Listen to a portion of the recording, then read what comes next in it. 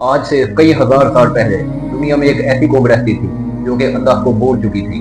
وہ اپنے ہاتھوں سے بنائے گئے بتوں کی پوجا کرتی تھی۔ انہیں لگتا تھا کہ یہ بت ان کی مشکلوں کو ختم کر سکتے ہیں اور ان کی دعاؤں کو بھی سنتے ہیں۔ پھر اللہ نے ان لوگوں کو ہدایت دینے کے لیے ان کی طرف اپنے ایک بندے کو رسول بنا کر بھیجا، اور وہ تھے حضرت نوح علیہ السلام۔ حضرت نوح نے ان سے کہا کہ اے میری قوم، اللہ کی عبادت کرو، اس کے سوا تمہارا کوئی خدا نہیں، اور اگر تم اس کی فرما برداری کرو گے اور اس سے ڈرو گے تو وہ تمہارے لیے رحمت کے دروازے کھول دے گا۔ تو ان لوگوں نے حضرت نوح کے بارے میں کہا کہ یہ تو ہمیں ہمارے باپ داداؤں کے دین سے ہٹانا چاہتا ہے، اور کچھ نے کہا کہ یہ تو ہم پر حکومت کرنا چاہتا ہے، اس لیے ہمارے پاس آ کے ہمیں یہ دعوت وغیرہ دے رہا ہے۔ تقریباً 950 سال تک حضرت نوح انہیں دعوت دیتے رہے، ہر طرح سے انہیں دعوت دی، لیکن ان کی قوم اور زیادہ سرکش ہوتی گئی۔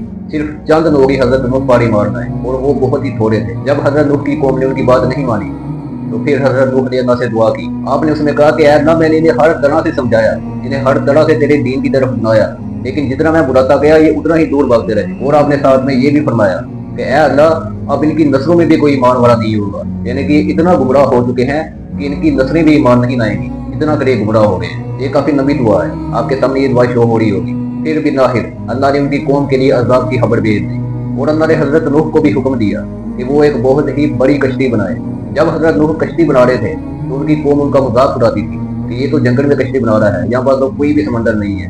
لیکن حضرت نوح انہیں یہ جواب دیتے تھے کہ تم جلد ہی جان جاؤ گے کہ کون ذلیل ہونے والا ہے۔ جب وہ کشتی پوری طرح سے بن کر تیار ہوگی تب اللہ کے حکم سے ہر جانور کا ایک جوڑا اس کشتی میں سوار ہو گیا، اور ساتھ ہی وہ لوگ بھی سوار ہو گئے کہ جو اللہ پر ایمان لا چکے تھے، لیکن ان کی تعداد بہت ہی کم تھی۔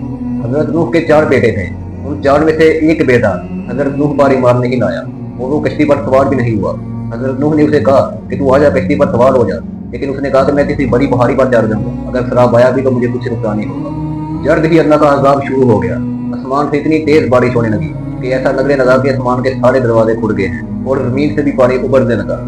عذاب کو دیکھ کر سب لوگ ہی گھبرا گئے۔ اس طوفان سے بس وہ لوگ ہی بچ پائے کہ جو کشتی میں سوار ہو گئے تھے، باقی پوری قوم تباہ و برباد کر دی گئی۔ اور پھر جب طوفان ختم ہو گیا تو وہ کشتی ایک پہاڑ پر جا کے رک گئی۔